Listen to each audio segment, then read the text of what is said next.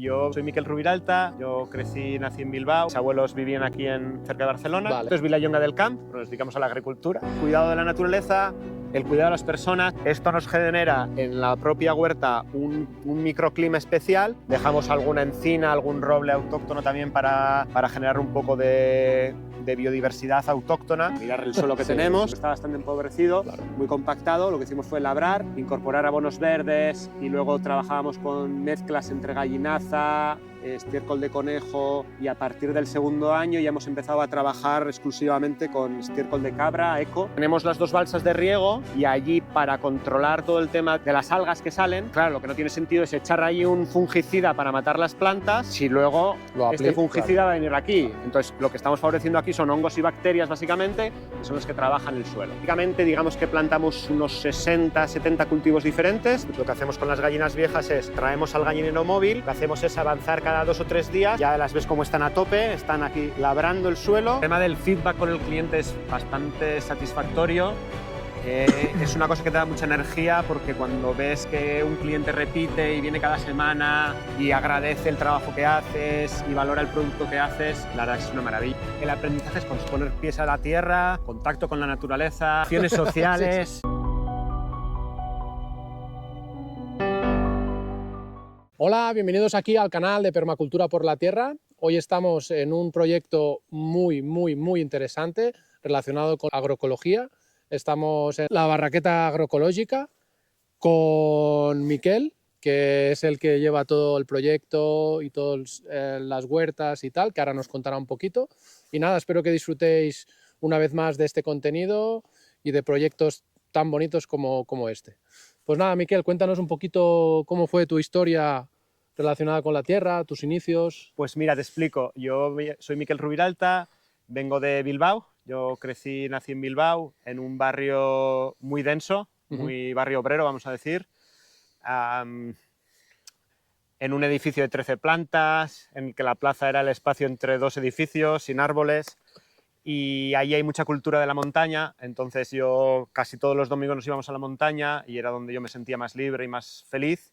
Y cuando tuve que decidir qué estudiar, pues en vez de decidir que pasaría mi vida entre 4 paredes, pues decidí que quería trabajar al aire libre, y me hice un FP de forestal y jardinería. En aquellos entonces. En aquellos entonces, ahora todo ha evolucionado. Sí. Hay cosas más. Y entonces me metí en este mundo a aprenderme todos los nombres de los árboles, botánica, gestión forestal, un poco de jardinería, diseño.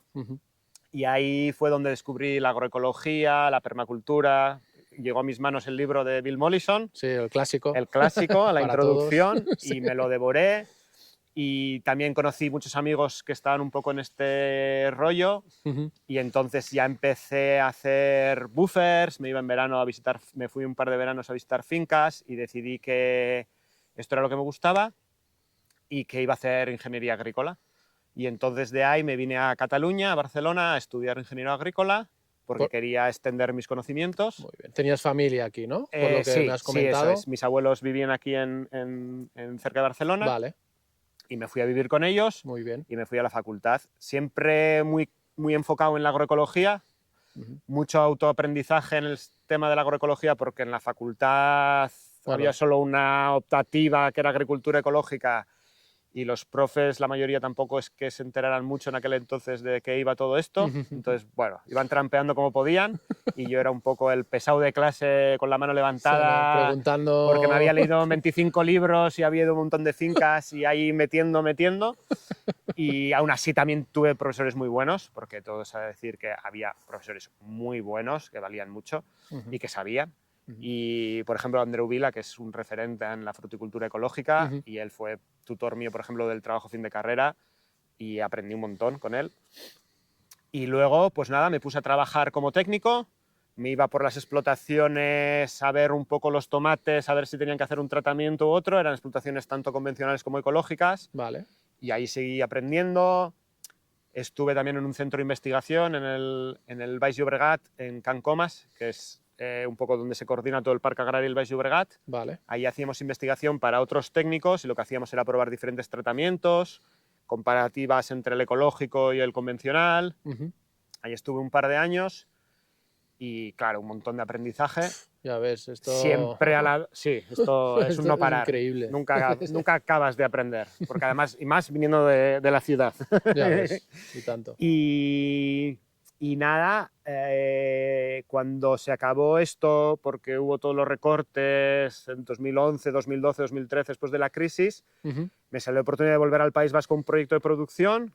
Vale, Y para allí que me fui, estuve 4 años abriendo un par de fincas productivas con 300 socios, repartiendo cestas, todo esto, muy bien, hasta que decidí que era hora de trabajar para mí y Muy hacer bien. mi propio proyecto. Muy bien. Y entonces en el 2015 compré esta finca, que es la Barraqueta Agroecológica, y empecé a diseñar en permacultura y a producir. Y en eso ahora mismo estás inmerso, ¿no? Estamos aquí en este proyecto. Eso es. Sí, la ubicación está La en ubicación Tarragona, ¿no? Esto es, sí, Camp de Camp de Tarragona, Tarragona.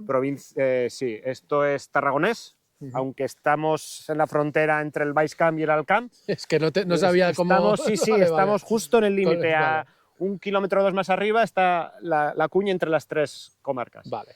Y esto es Vilallonga del Camp, Vale. es el pueblo que está más cerca. Muy bien. Y toda la zona se llama La Barraqueta, por eso utilizamos este nombre, además va perfecto, porque tenemos aquí la casa, o sea que Genial, es una ¿no? pequeña barraca, pues para la Barraqueta Agroecológica. Muy bien. También el tema de la agroecología, que es tan importante para mí, pues tenía que ir en el nombre.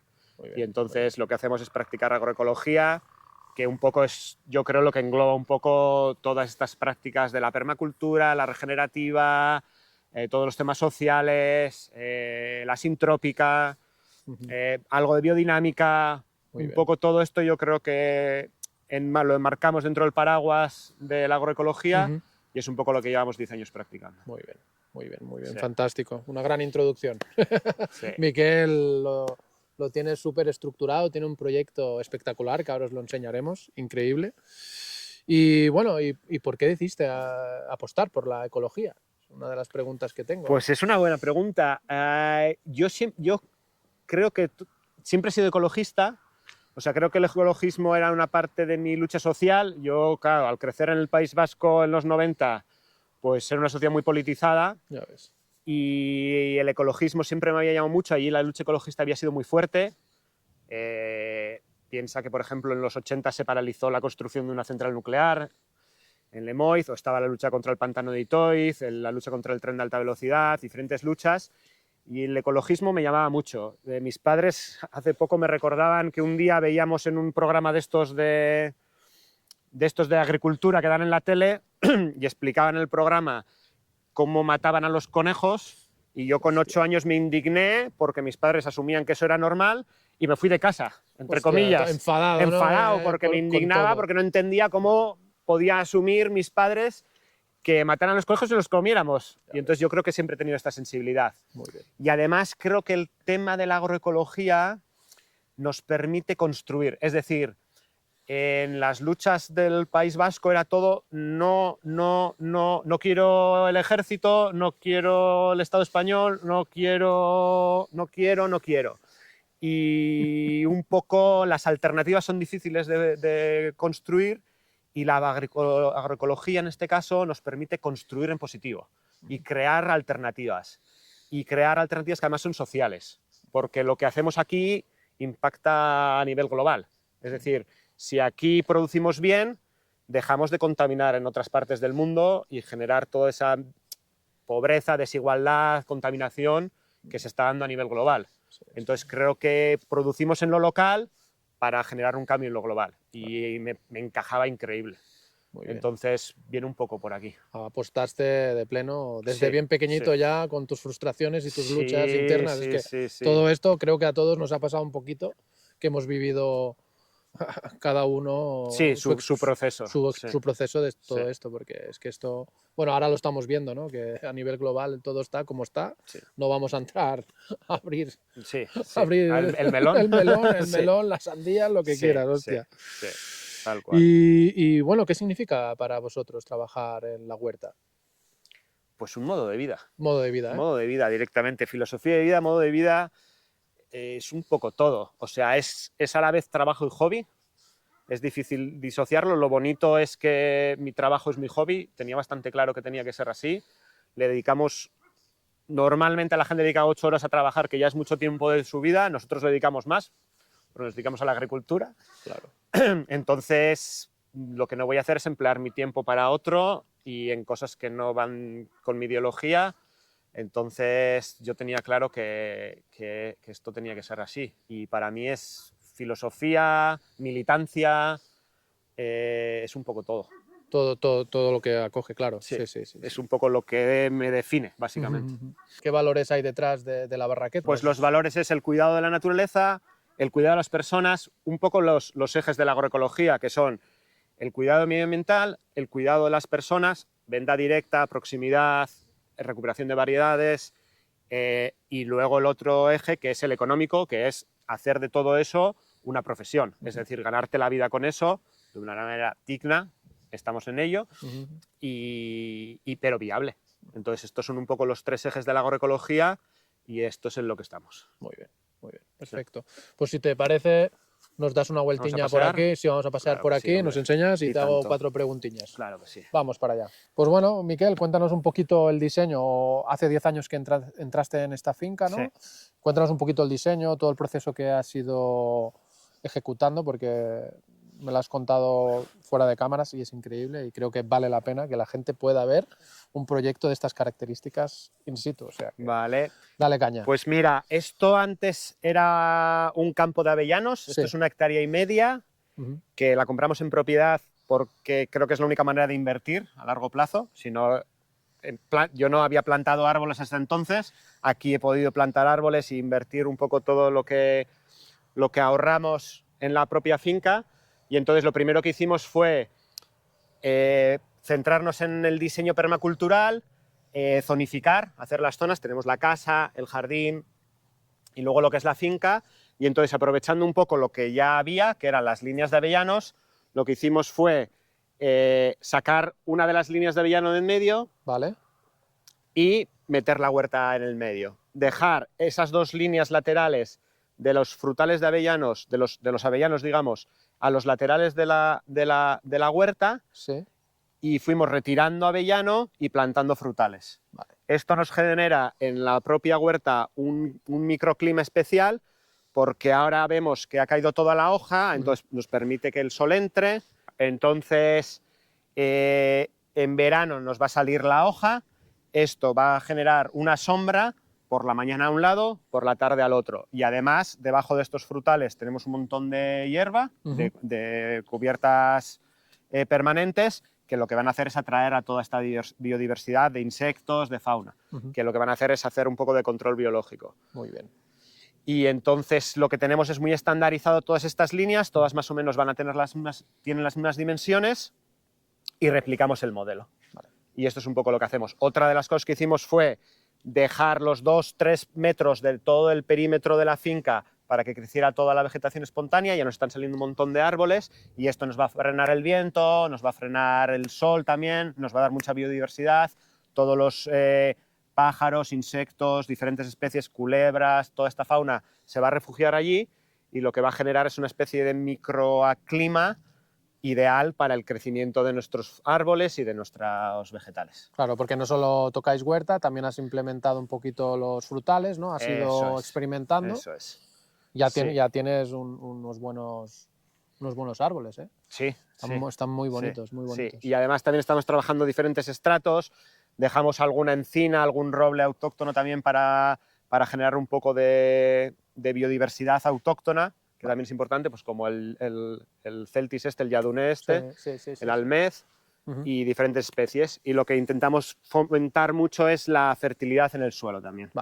Porque esto nos va a dar la salud de nuestras frutas y verduras. Perfecto. Muy bien. Y entonces, bueno, ¿trabajas con acolchados? Sí. ¿Con qué tipo de acolchado estás trabajando ahora? Mira, ahora trabajamos con un plástico que es rígido, es de 400 galgas. Sí. Cuando empecé hacía un poco lo que hacen la mayoría, que es empezar con este plástico que es más blando, que es de un solo uso. Que es este que tienes este es el rígido. Bueno, sí. ahí a lo mejor lo podemos ver allí, que se ve mucho mejor. Vamos para allá.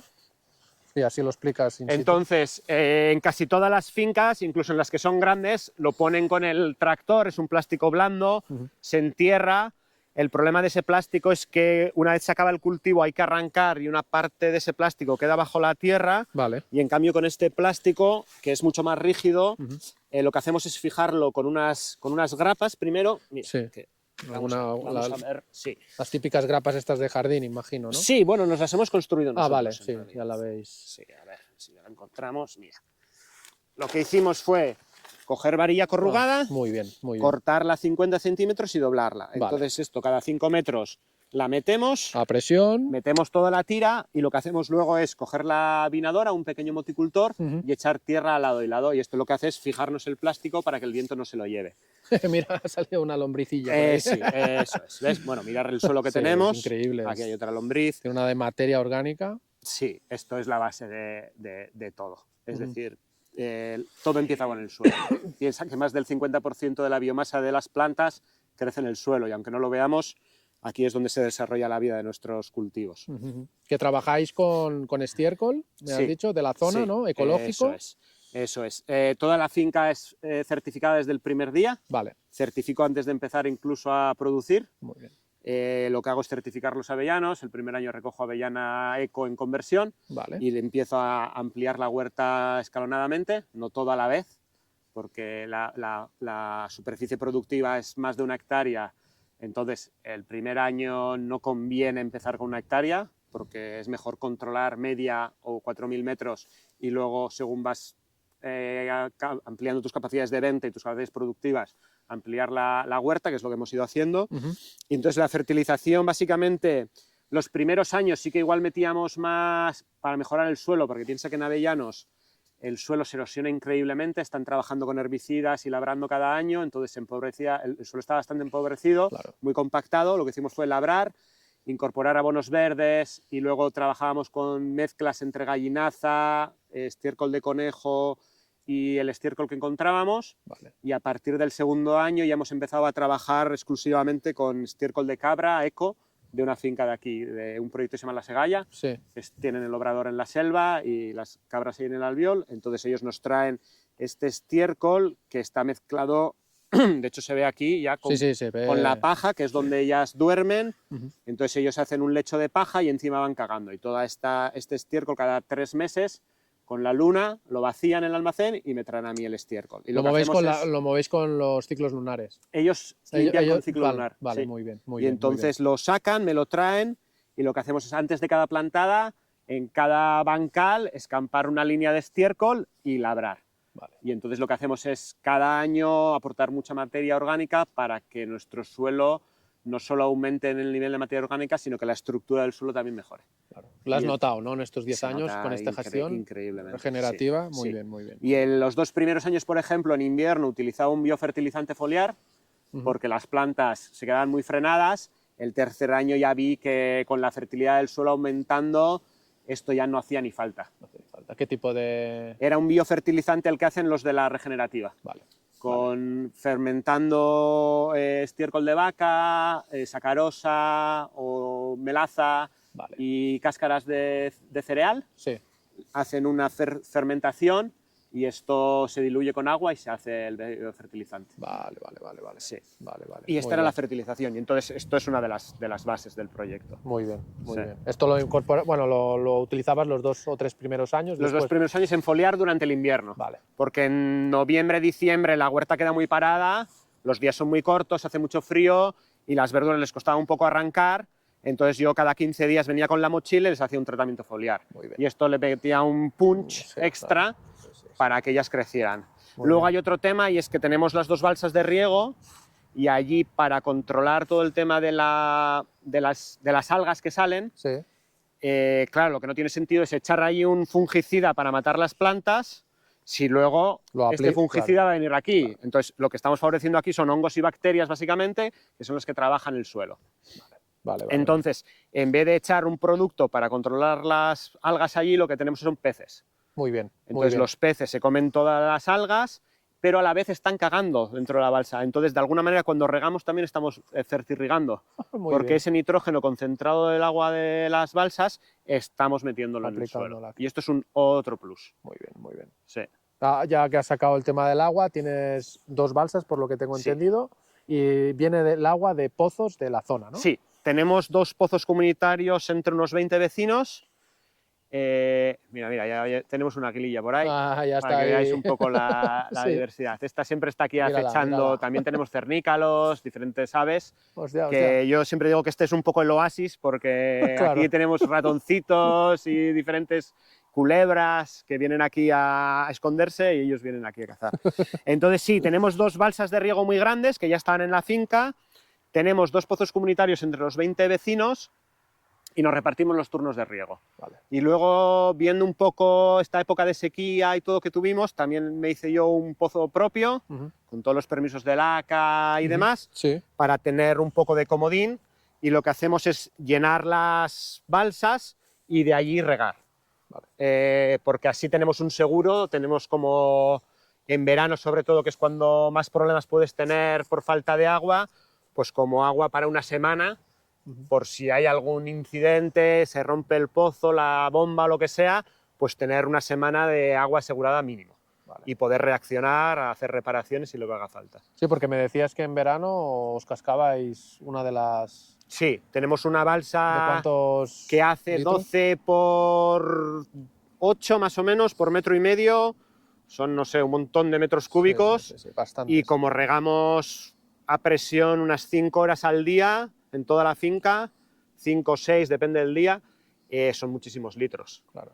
Ahora, la gente a veces confunde, está usando mucha agua, pero hay que pensar que este agua, al entrar en la tierra y esta tierra, al estar limpia, sin contaminantes, lo que sobra se va a ir al acuífero y lo que no, nos lo vamos a comer. Es decir, las plantas que vamos a vender, que la gente va a consumir, son al 80-90% agua. Sí. Entonces es agua limpia, es agua que vamos a consumir, vamos a mear. El problema es el consumidor dónde va a mear este agua. Pero nosotros el agua la vamos a aprovechar 100%, porque además el sistema de riego por goteo tiene un 90% de eficiencia. Es muy eficiente, sí, entonces es muy eficiente, no malgastamos el agua, el sobrante se va a ir al acuífero limpio, porque aquí solo hay estiércol, por lo tanto esto es perfectamente limpio. Controlamos también los niveles de nitrógeno que va a haber en el estiércol y no va a ir a nitrificar. Muy bien. Y entonces lo que hacemos es recircular o reincorporar la naturaleza de una manera limpia, que es un poco la idea. Bueno, Miquel, aquí estamos en un bancal que estáis preparando, aportando un poquito de estiércol, ¿no? Sí. Esta sería un poco la dinámica que tenéis, ¿no? Eso es. ¿Vais siguiendo este patrón? Eso es, escampamos el estiércol antes de plantar, en cada bancal, para no poner estiércol en las líneas de cultivo. Vale. Y entonces lo que estamos ahora ya haciendo es, acabando las plantadas de invierno, empezaremos las de primavera y estamos ya empezando a preparar, estamos ya a finales de enero, estamos ya empezando a proyectar la primavera que viene, el verano, que es cuando viene ya el trabajo fuerte. ¿No? Vale. Entonces nosotros a nivel de plantadas lo que trabajamos es noviembre, diciembre, enero y febrero hacemos el día 1 de mes una plantada, que suele ser un rectángulo de estos, que está todos los rectángulos tienen más o menos las mismas dimensiones, son 10 bancales por 30 metros de largo. Vale. Antes eran de 70, lo dividí en 2 porque el riego era más eficiente dividido, porque en 70 había mucha longitud y era un poco desigual el riego. Vale. Entonces ahora son cuadrados de 30 por 10, y lo que hacemos es de noviembre a febrero una plantada al mes, y desde marzo hasta octubre una plantada el día 15, una plantada el día 1. Yo en septiembre preparo toda la planificación de las plantadas del año siguiente, le envío a Más Pastorete, en este caso, que están en Torredembarra, que ellos me preparan el plantel. El 95% lo hacemos por plantel, porque me ahorro todas las siembras, me ahorro un tiempo de que la planta tarda en crecer. También es plantel ecológico, certificado. Y entonces lo que hacemos es básicamente, podríamos decir que es una temporada, son como 2 temporadas, de primavera-verano, con todos los cultivos de verano, que podrían ser, en total en verano hacemos unos 30 a 40 cultivos, pimientos, diferentes variedades, tomates, hacemos 6 o 7 variedades diferentes, berenjenas, también 4 variedades diferentes, pepino, calabacín, melón, sandía, calabaza. Estos serían los cultivos principales, y luego todo lo que es hoja. cebolla, lechuga, acelgas, espinacas, algo de brócoli en primavera todavía cuando no ha venido el calor,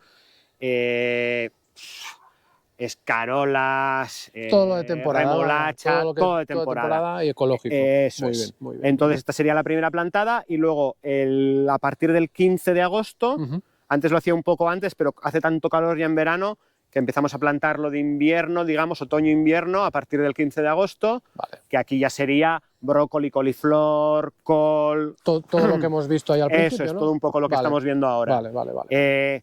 También planto colchina, radicchio, pak choi, variedades diferentes, cosas que vienen de otros sitios. Bueno, que al final la mitad de las cosas de lo que plantamos vienen de otros sitios, pero básicamente digamos que plantamos unos 60, 70 cultivos diferentes durante el año. Muy bien. Y más de 100 variedades en total.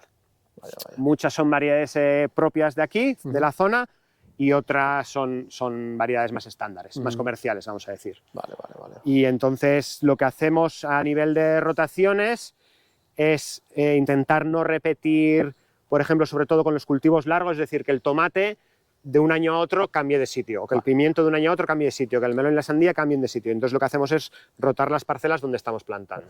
Perfecto. Entonces en invierno hacemos lo mismo, pero por ejemplo con las coles. Como las coles, las brásicas en general, son una gran parte de los cultivos de invierno, intento que de un año a otro no plantar en el mismo sitio. Vale, claro, entonces, para el tema nutrientes, el ¿no? tema de nutrientes y de plagas también. Y plagas también, claro. Sí, porque piensa que si tú plantas durante 4 o 5 años un cultivo en el mismo lugar, va a haber muchas plagas y enfermedades del suelo que se van a reproducir y al final van a afectar al sistema radicular. Entonces es muy interesante, tanto a nivel de fertilidad como a nivel de control biológico o sanitario, el hacer las rotaciones. Además, en ecológico es una de las premisas. Entonces, ahí tanto la certificación como la lógica, el sentido común nos dice que hay que hacer rotaciones y es lo que practicamos. Claro. Muy bien. Aquí se tiene en cuenta todo. Sí. Se tiene en cuenta todo. Sí. Muy bien. ¿Y algo, tenéis algo de semillas vuestras recuperadas, algún proyecto? Sí. ¿Estáis trabajando con algo, no? Trabajamos, sí.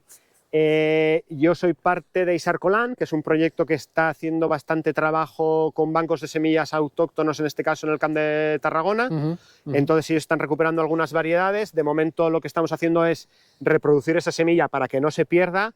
En un futuro lo que haremos es luego ya producir esas variedades. Y el propio vivero Mas Pasturet ya trabaja, pues, por ejemplo, con la lechuga negra de Reus, que es una de las variedades de lechuga que plantamos. Entonces también trabajamos mucho el tema de las variedades adaptadas, pues con el tomate, pues plantamos cordebou, plantamos el banac, que es el típico de aquí de la zona de Valls, o el del albercoc, banac, albercoc, en cada pueblo un poco se llama diferente, pero es la variedad propia de aquí. Entonces sí que intentamos hacer esto. Y a nivel de semillas, de momento estamos en principio del proyecto recuperando estas semillas para reproducirlas y a partir de ahí empezar a plantar. Y esto va un poco coordinado también con los viveros, que lo que nos hacen es el plantel. Es decir, yo recojo las semillas, se la llevo al planterista, el planterista la reproduce y me da el plantel. Y yo planto el plantel. Y es un poco en lo que estamos trabajando. Genial. Entonces, ves, por ejemplo, ahí tenemos una cinta con unas cuantas escarolas que son de aquí de la zona y estas escarolas no las vamos a recoger, vamos a dejar que florezcan, vamos a esperar a que salgan semilla y recogeremos esas semillas. Entonces, cuando tengamos una buena cantidad de semillas, ya podremos llevarla al planterista y que nos haga nuestra bandejita de 200 plantas de la escarola autóctona. Vale, perfecto. Es un proceso largo, pero que hay que hacer para poder recuperar la biodiversidad cultivada de la zona. Es increíble estos días que no sé cuántos litros habrán caído por aquí, pero por allí donde el proyecto nuestro han caído casi 100 litros y caminas y... Sí. Está espectacular. Sí, pues mira, aquí cayeron el sábado 100 litros, el martes que cosechábamos otros 40 y es una de las cosas que tiene la fertilización orgánica y la mejora de nuestros suelos, que lo que hace es chupar todo el agua y no encharcar, porque ahora mismo tenemos todo el agua completamente, o sea, toda la tierra llena de humedad, pero podemos pisar perfectamente. Incluso otra de las ventajas es que puedes entrar a labrar al cabo de 2 o 3 días. Y luego otra de las ventajas que tenemos con el sistema de pasar el motocultor para echar la tierra encima del plástico es que hacemos pequeños bancales. Entonces, todo el exceso de humedad nos va a quedar aquí abajo, Claro. y las raíces aquí van a quedar más protegidas. Claro, muy bien. Entonces, esto lo que nos evita es que las raíces no se pudran cuando hay exceso de humedad. Eso es muy importante, porque en días como estos, en los que llevamos también, ya está lloviendo sobre mojado, si la humedad, si esto lo tuviésemos todo en plano y la humedad estuviera aquí, las raíces a partir del tercer, cuarto día estarían asfixiándose, porque el agua lo que hace es desplazar al oxígeno en los poros del suelo.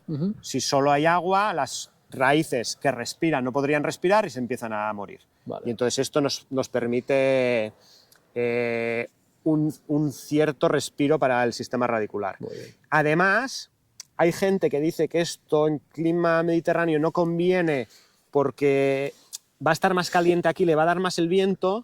Yo tengo mis dudas porque piensa que por la mañana, si el sol nos está dando por aquí, toda esta loma del bancal va a estar en sombra y va a estar menos tiempo calentándose. Si está en recto, todo el suelo se va a estar calentando. Al mismo tiempo. A claro. la tarde nos va a pasar lo mismo. Al mediodía sí que nos va a dar de pleno, pero eso en plano va a ser igual. A la tarde, en cuanto el sol pase al otro lado, toda esta loma va a empezar a sombrear y va a empezar a generar un ambiente más de sombra y mejor. O sea que aparte de tener el tema de los árboles para generarnos este microambiente, el tema del bancal yo creo que nos favorece en crear un microclima más frío aquí debajo de los bancales. Muy bien, muy y bien. esto al final va a afectar también a nuestras plantas. Muy bien, hostia, esto es muy interesante. Si hay alguien que duda de cómo hacer las huertas, ya veis que estos Sí, son pequeños sí, detalles. estos pequeños tips. Cuando tenemos condiciones extremas como exceso de agua o frío, piensa que el frío en invierno también se queda aquí abajo. Claro. Y en cambio aquí arriba vamos a tener un poco más de calor. Sí, el sí. plástico también nos va a ayudar a eso. Aparte de controlarnos las hierbas, ahora que está pegando un poquito Muy de bien. calor, esto enseguida coge temperatura. En primavera se nota mucho. El primer año hice una plantada de calabacín con plástico y sin plástico, la diferencia era espectacular. Vale. O sea, el calabacín con plástico estaba precioso en mes y medio y enorme y entraba en producción. El calabacín sin plástico estaba pequeñito y todavía no entraba en producción. Y además, la cosecha viene mucho más limpia, porque el nivel de barro que vamos a tener va a ser mucho menor. Entonces, importante, el plástico nos permite cultivar mucha superficie porque no tenemos tanto trabajo de control de las malas hierbas, tampoco labramos tanto el suelo porque mucho control de malas hierbas en eco se hace labrando el suelo y esto no nos favorece. Ya. Entonces aquí solo hacemos el control de las hierbas en el pasillo porque aquí ya nos lo va a controlar el plástico. Muy bien. Y además nos genera un ambiente más limpio y más productivo para nuestras plantas. Claro. Aparte de proteger el suelo. Sí, obviamente. Entonces todo son ventajas.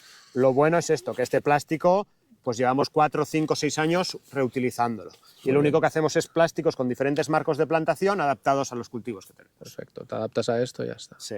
¿Y has hecho algunas pruebas, ensayo-error, de acolchados más naturales? Hay gente que lo hace con paja, hay gente que lo hace con viruta. Sí. Todo esto, ¿qué opinas tú sobre estos temas? Porque claro, sé que... Sí, es un tema. A ver, yo he hecho diferentes pruebas porque he hecho diferentes huertos antes de venir aquí. El problema son las cantidades de material que necesitamos. Por ejemplo, imagínate la cantidad de paja que necesitaríamos para cubrir esta finca, que no tendría por qué ser un problema, la paja es un recurso que tenemos. ¿Qué problema nos trae la paja? Es un recurso orgánico, lo podríamos introducir, eso es correcto, pero genera muchísimo caracol. El caracol se reproduce, ¿no? Se reproduce muchísimo en la paja. Entonces, podríamos poner un acolchado de 20 centímetros o 15 de paja, controlaríamos la hierba, pero la mayoría de la gente que hace esto tiene muchos problemas con los ataques de caracoles en los cultivos. En cambio, al tener el plástico, esto al caracol no le gusta nada y los cultivos se mantienen mucho más sanos. Claro.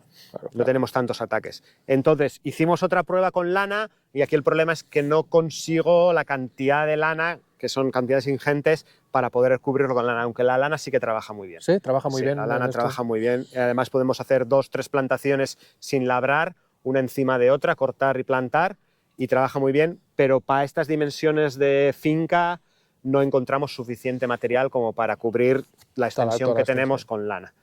Muy bien. A pesar de que solo lo tuviéramos que hacer una vez al año.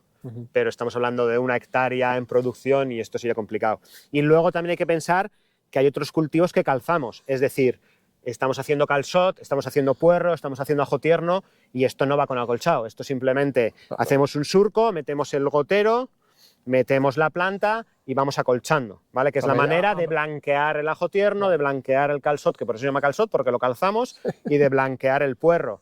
Entonces hay una parte de laboreo aquí y de manejo que la misma máquina que nos sirve para tapar y poner la tierra en los plásticos es la que vamos a usar para calzar nuestros bancales de calçot, de calçot, de puerro o de ajo tierno. Muy bien, muy bien. Muy bien. Entonces, digamos que usamos la misma maquinaria para diferentes trabajos. Y esto es una ventaja porque entonces la inversión pues, se amortiza mucho mejor.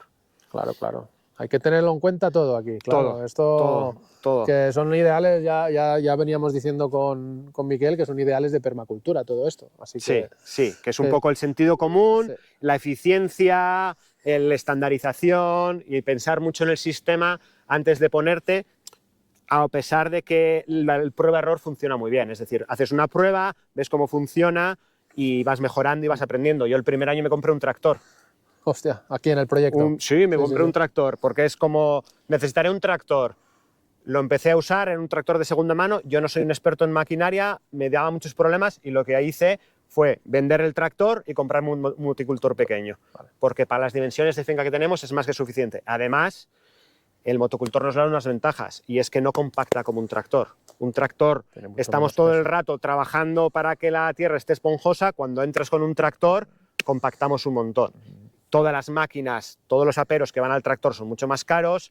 Imagínate cómo hacer todos los giros en una finca que estamos aprovechando cada metro cuadrado para producir, porque es una finca biointensiva, entonces los árboles, las verduras, todo está todo muy juntito, entonces con un tractor esto sería imposible. Entonces el motocultor nos da muchas ventajas. No es el clásico motocultor solo con las aspas, es un motocultor un poco más grande que tiene unas ruedas de tracción delante y detrás tiene una toma de fuerza donde nosotros le metemos la fresadora. Entonces con eso labramos, pero esa fresadora la podemos retirar, podemos meter unas púas para trabajar un poco y romper un poco esa suela de labor que a veces queda, a pesar de que trabajamos muy superficial, o un remolque, o diferentes herramientas. Entonces es una versatilidad, Claro. Y también un tamaño que me permite pues, meter el moticultor en la furgoneta y llevarlo al taller cuando tengo que arreglar o cuando tengo que hacer un mantenimiento. Con el tractor esto se hace todo... Sí, es todo, tiene que venir tiene que venir la grúa o tiene que venir el mecánico aquí y todo esto pues son más gastos y más problemas. Vale, Miquel, una de las cosas que me ha gustado mucho de toda la huerta, de todos los frutales, también es el tema de las gallinas, la gestión. O sea, este gallinero móvil me ha fascinado al verlo. Sí. Cuéntanos un poquito. Mira, pues básicamente lo que tenemos son 2 gallineros con las gallinas que cada año en uno de ellos, o sea, un año cambio las gallinas de uno, el año siguiente cambio las de otro, porque piensa que las gallinas son productivas durante 2 años aproximadamente, entonces cada año cambio unas gallinas. Cuando esas gallinas dejan de ser productivas y de poner tantos huevos, piensa que el consumo de pienso es muy alto y para tener un equilibrio entre lo que producen y lo que consumen de pienso, lo que hacemos con las gallinas viejas es las traemos al gallinero móvil y entonces aquí lo que hacemos es, tenemos una carpa que se nos ha roto del mercado, la aprovechamos, le hemos puesto un sombrero, le hemos puesto la malla gallinera y lo que hacemos es avanzar cada 2 o 3 días, una vez ellas lo que hacen es, ya las ves como están a tope, están aquí labrando el suelo, porque ellas escarban mucho, están buscando lombrices, insectos, semillas, entonces escarban, se alimentan con todo lo que están encontrando en el suelo a la vez que están fertilizando. Entonces lo que hacemos cada 2 o 3 días cuando vemos que esta superficie ya la tienen suficientemente trabajada, avanzamos 3 metros, que es lo que tiene el recinto, y las movemos aquí. Estas gallinas no nos van a producir muchos huevos, pero lo que nos están produciendo es fertilidad en el suelo y control también de las hierbas. Muy bien. Entonces es un poco la combinación de ellas. Tienen su agua, a veces les podemos aportar un poquito de grano para que tengan una alimentación más equilibrada, que no solo sean insectos y hierba, pero esto es básicamente lo que hacemos. Y la verdad es que nos está encajando muy bien, porque así lo tenemos todo, ¿no? Pues la fruta, la verdura, los huevos de las gallinas, y tenemos un poco todo el equilibrio de la agrosilvoforestería. Muy bien. Que es este concepto tan interesante que trabajamos también aquí en la finca. Hoy en día toda la gente que vivimos en ámbitos rurales miramos de gestionarlo un poco todo, ¿no? Que esto, y es muy interesante. Entonces lo vais moviendo, tenéis la caseta allí. Sí, ellas lo que duermen hacemos allí. es separar la casita donde ellas Sí. van a pasar, que es un bidón, un depósito de agua. Sí. Lo que hacemos es separarlo de la estructura, Vale. estiramos la estructura Muy bien. 3 metros, la avanzamos 3 metros y movemos la casita y lo volvemos a conectar. Y ellas van labrando. Y ellas aquí. entran a dormir allí y por el día salen y van labrando y Fantástico, comiendo ¿eh? y viviendo tan tranquilas. Es una pasada, es una pasada. Sí. Es una pasada. Sí. Es increíble. Bueno, Miquel, para ir cerrando un poquito, me gustaría hablar contigo temas bastante sensibles como la sostenibilidad y el futuro, un poquito del sector. Y bueno, en este momento tan delicado en el cual vivimos como civilización, ¿qué papel crees que tiene la agroecología, lo que tú practicas aquí? Es un poco... Vale, es una gran Sí, pregunta. sí, voy... A ver, pues yo creo, es muy grande, ¿eh?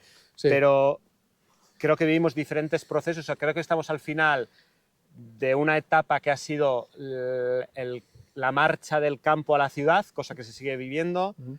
Es muy difícil hoy en día competir con la agroindustria. Vamos a decir que el pequeño agricultor también lo están desplazando mucho, tenemos muchas trabas para ganarnos la vida porque no entramos en los circuitos comerciales normales, es decir, se favorece la gran empresa agroalimentaria en vez de la pequeña, en todos los sentidos, desde el consumo de supermercados y plataformas hasta las ayudas a las grandes empresas, a las grandes producciones, como la PAC, por ejemplo, que está muy dirigida a grandes producciones y no a pequeñas explotaciones. Y esto lo que está haciendo es que cada año tengamos menos agricultores. Es decir, está faltando un relevo. Están jubilándose y dejándolo muchísimos agricultores y yo ya tengo 41 y por detrás mío lo que estamos viendo es que no hay gente que se está metiendo. No hay ni jóvenes del campo que hereden los negocios de sus padres, ni demasiada gente de las ciudades neorurales como yo que estemos viniendo al campo a vivir, a trabajar. Una cosa es vivir, yo siempre digo vivir en el campo, y otra cosa es vivir del campo. Entonces, hay gente que sí que se está yendo a vivir al campo, pero no a vivir del campo, por un poco la exigencia de trabajo, la dureza del trabajo, las incertidumbres que genera. Entonces, por ejemplo, hay un dato que en 2024 en todo el campo de Tarragona no hubo una sola joven incorporación al sector. Esto es una alarma fuerte y muy significativa de lo que nos viene encima y es un problema porque además los modelos como los modelos agroecológicos, que yo creo que son los que mejor se están adaptando a los tiempos que vienen y a lo que nos demanda la sociedad, tampoco están recibiendo el impulso de la administración que necesitan en cuanto a, ya no hablo de subvenciones porque lo que no queremos son subvenciones, yo quiero que mi trabajo me rinda por sí mismo, no por las subvenciones. De hecho, casi no hay subvenciones para las pequeñas explotaciones y yo muchas veces me niego a recibirlas por lo que suponen, por las pocas cuantías que te dan y por lo que te están pidiendo a cambio. Y esto hace que el sector esté bastante complicado y además hace que el modelo de producción de alimentos sea un modelo completamente extractivista, industrializado y deforestador, es decir, que lo que estamos generando es más y más desierto, más y más contaminación y más precariedad en el sector, es decir, en los trabajadores. El sector agrario es un sector muy precarizado, que no se valora y es complicado. A mí no me gusta ser pesimista, creo que hay que despertar, creo que la gente sobre todo... Creo que poner todo el peso en los agricultores es un error, creo que es el consumidor el que tiene la fuerza, creo que el consumidor tiene que empezar a reflexionar fuerte sobre qué tipo de consumo favorece y creo que con el consumo va a favorecer un tipo de agricultura u otra, un tipo de sostenibilidad o sociedad más sostenible que otra, porque además el sector agrícola es uno de los sectores más contaminantes del planeta, por no ser el que más. Entonces, si el consumidor no tiene claro todas estas cosas, pues iremos hacia el modelo que la sociedad decida. Al igual que tenemos los políticos que votamos y el modelo de sociedad que entre todos hemos decidido. Pero sí que es importante que la gente se empiece a concienciar que cada euro que gasta está haciendo política y entonces tiene que saber hacia dónde va esa política de consumo, es decir, si lo vamos a consumir en grandes empresas, de las que no voy a hacer propaganda, pero que todos conocemos, Sí. o vamos a buscar proyectos locales, desde el comercio local hasta las producciones locales. Y esto, el consumidor permitirá que exista un modelo, el otro, los dos, y en qué porcentaje. Y esta es la realidad. Sí, sí. Digamos que por ahí van las cosas. Sí, sí, y sí. creo que poner todo el peso en los agricultores es un error. Creo que es el consumidor en gran parte el que tiene que dar el paso, porque las alternativas están. Es decir, los productores agroecológicos están, y en Cataluña los vas a encontrar si los buscas. Ahora, ¿te va a suponer un poco más de tiempo? Quizá. ¿Un poco más de dinero? Quizá. Pero ¿qué es lo que estamos favoreciendo? ¿Qué es lo que queremos que haya? Sí, sí, ¿De sí, dónde queremos comer? ¿Qué es lo que queremos comer? ¿Qué es lo que queremos favorecer? Ahí está lo de cada uno. Y luego, pues los agricultores, yo creo que ya el sector ya está evolucionando hacia un sector mucho más sostenible. Llevamos 30, 40 años caminando hacia la sostenibilidad y haciendo muchísimo trabajo desde parte de los agricultores. Creo que la sociedad también se está concienciando, pero yo creo que falta este chip de consumo para que la transformación sea más profunda. Sí, has tocado muchas de las preguntas y has ido respondiendo, o sea que creo que ha quedado bastante claro que todo esto depende de todos nosotros y de todas nosotras, o sea que al final hay que ponerse las pilas y donde vivamos intentar informarnos y favorecer gente como Miquel que está detrás de todos estos proyectos agroecológicos.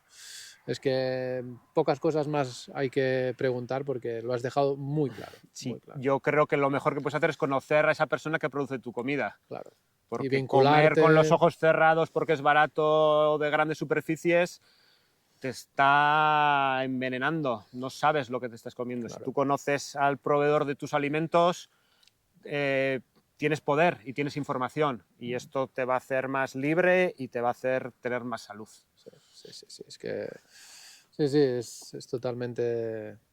Hoy en día se tiene que tener este tipo de conciencia, sí, sí. Si no, ya estamos viendo cómo nos va llevando todo el modelo que tenemos globalista. Tal cual, Sí, sí. tal cual. Bueno, vamos a saltar directo a ver la venda de todos tus productos, de la comunidad con la que estás vinculado aquí en la zona de Vilallonga, del territorio. Sí. ¿Dónde pueden encontrar tus productos? Vale, pues te explico un poco. Cuando elegimos el sistema de comercialización, tenemos dos opciones. Una opción para mí podría ser ir a Barcelona, donde hay mucho consumidor, donde hay un nivel adquisitivo más alto. No está tan lejos, es una opción, hay gente que lo hace, es lícito.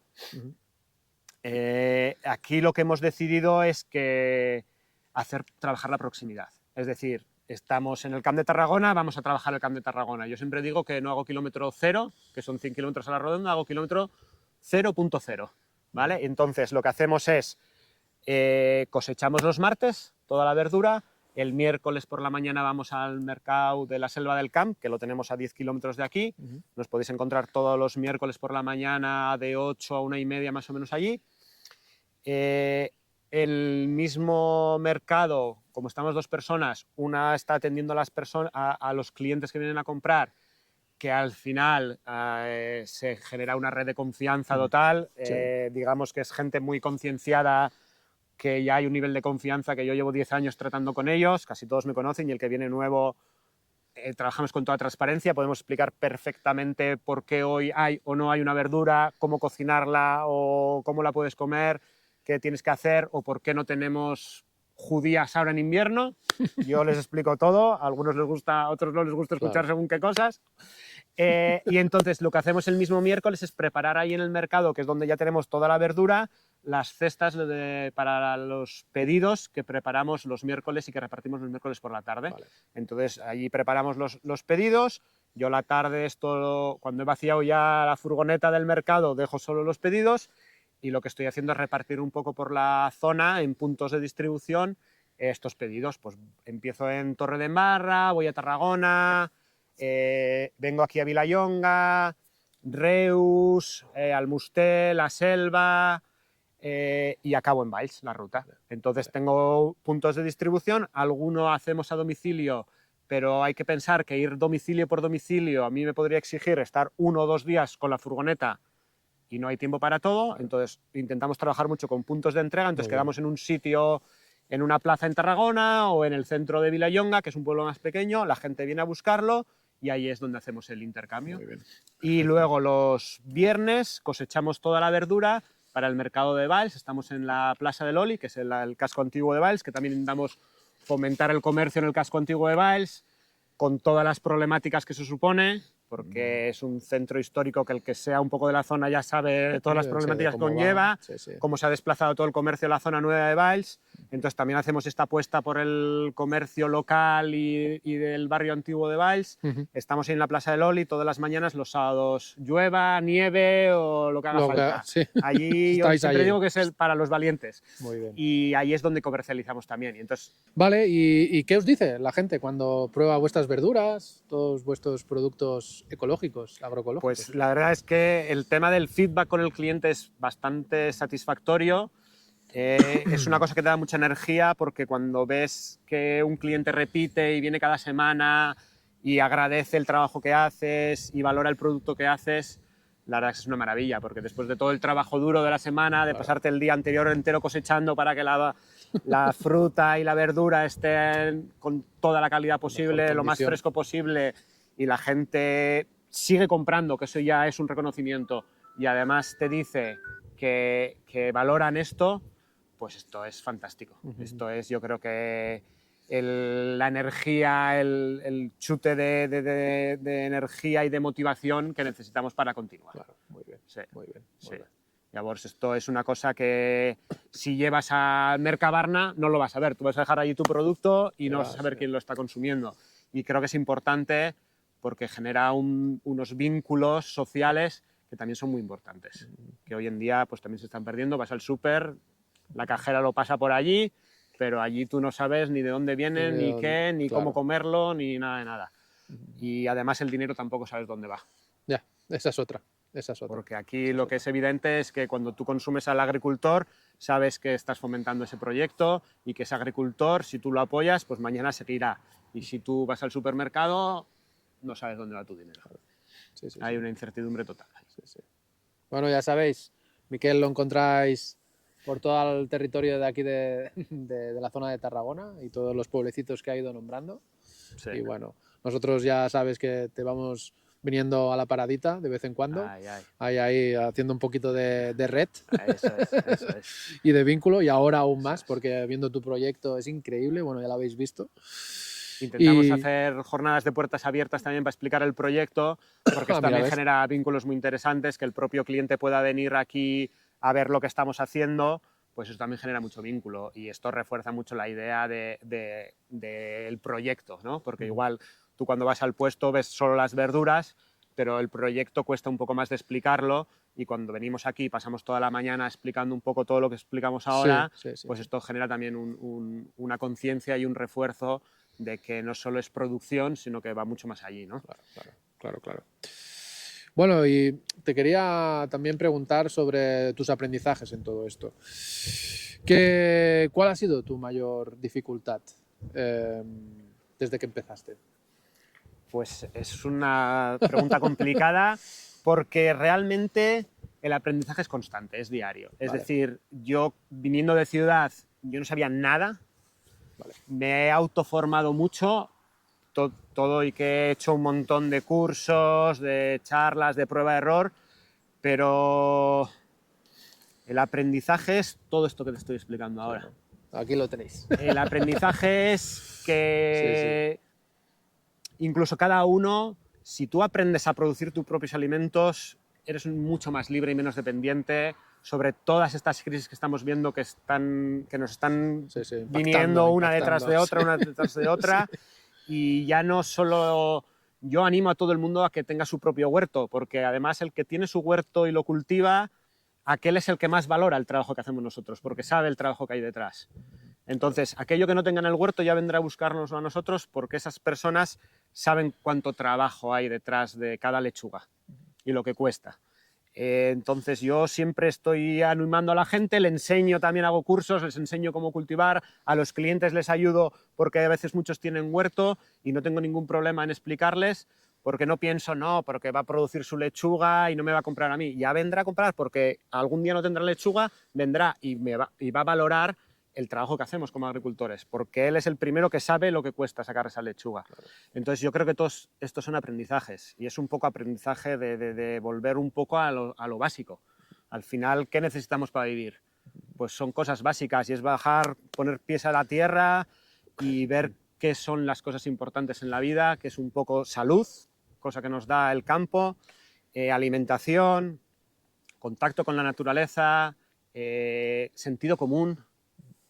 Sí, que parece que hoy en día... Relaciones sociales, sí, increíble. sentido común, no esta conexión tan digital, ¿no?, que tenemos con el mundo, que parece que ahora se empieza a ver que genera muchos vacíos y muchos problemas a la gente, porque los valores están como desenfocados, vamos a decir, y entonces pues anda la sociedad un poco perdida con todo esto, porque nos han engañado un poquito, creo. Sí, nos han querido llevar por... Sí, vamos a dejarlo. Por caminos que igual no son ya, los que siempre habíamos tenido, y creo que este es el aprendizaje, creo que es tocar con los pies en la tierra y darte cuenta que yo siempre digo, ¿no?, todo el mundo dice, me encanta la naturaleza, pero la gente va